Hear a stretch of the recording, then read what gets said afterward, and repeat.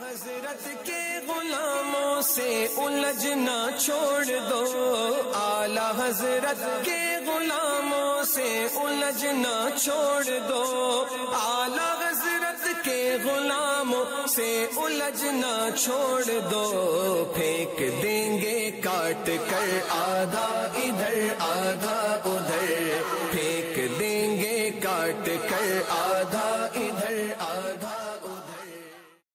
السلام علیکم ورحمۃ اللہ وبرکاتہ۔ بسم اللہ الرحمن الرحیم۔ لک الحمد یا اللہ والصلاة والسلام علیک یا رسول اللہ صلی اللہ علیہ وسلم۔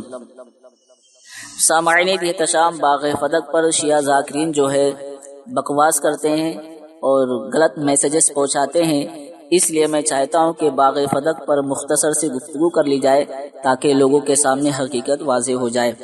باغ فدق جو یہودیوں سے حاصل ہوا تھا، باغ فدق کو لے کر شیعہ بدبخت حضرت ابو بکر صدیق رضی اللہ تعالیٰ عنہ کی شان میں بدترین گستاخی کرتے ہیں، بہت ہی چالاکی و مکاری کے ساتھ بیان کرتے ہیں، روتے ہیں، سینہ پیٹتے ہیں، ہائے ہائے کرتے ہیں۔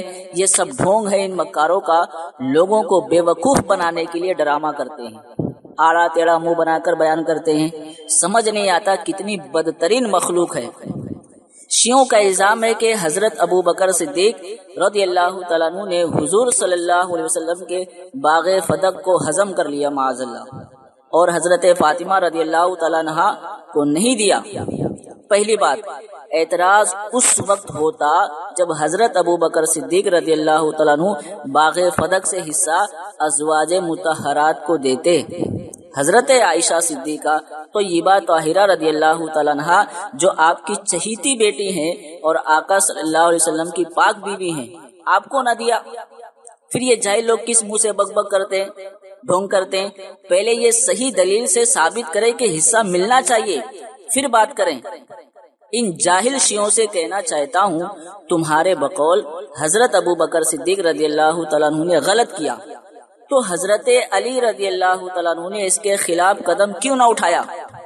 وہ علی جو شیر خدا ہیں، آپ سے دشمن کانپتے تھے، آپ ایسے طاقتور اور بہادر ہیں جس کی مثال نہیں، وہ خاموش کیوں تھے؟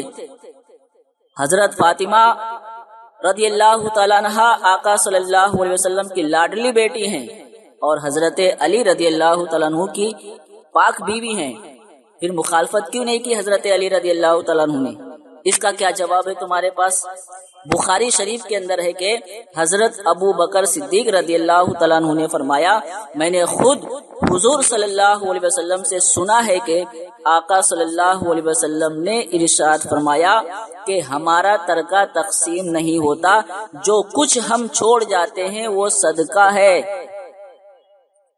البتہ آل محمد صلی اللہ علیہ وسلم کو اس جائیداد میں سے خرچ ضرور ملتا رہے گا، اور خدا کی قسم رسول اکرم صلی اللہ علیہ وسلم کے قرابت داروں کے ساتھ عمدہ معاملہ کرنا مجھے اپنے قرابت داروں کے ساتھ حسن معاملت سے زیادہ عزیز ہے۔ ثابت ہوا شیعہ صرف ڈھونگ کرتے ہیں، غلط نظریہ پھیلاتے ہیں، غلط الزام لگاتے ہیں، حدیث شریف کے خلاف بات کرتے ہیں۔ ان بے غیرتوں سے آخر میں میرا بس ایک سوال ہے، جب حضرت علی رضی اللہ تعالیٰ عنہ خلیفہ ہوئے، پہلے حضرت ابو بکر صدیق رضی اللہ تعالیٰ عنہ، پھر آپ کے بعد حضرت عمر فاروق اعظم رضی اللہ تعالیٰ عنہ، پھر آپ کے بعد عثمان غنی رضی اللہ تعالیٰ عنہ، پھر حضرت علی رضی اللہ تعالیٰ عنہ۔ جب حضرت علی رضی اللہ تعالیٰ عنہ خلیفہ مقرر ہوئے تو باغ فدق کا جو حصہ تم لوگوں کے بقول ملنا تھا، تو کیا آپ نے حضرت علی رضی اللہ تعالیٰ عنہ نے حضرت فاطمہ رضی اللہ تعالیٰ عنہ کی اولادوں کو وہ حصہ دیا؟ اگر نہیں تو کیوں؟ کیا تم حضرت علی رضی اللہ تعالیٰ عنہ پر بھی الزام لگاؤ گے؟ بدبختو، کچھ تو ہوش میں رہ کر بات کرو، بس ڈرامہ کرتے ہو، منہ آڑا تیڑا کر کے جوکر کی طرح بات کرتے ہو۔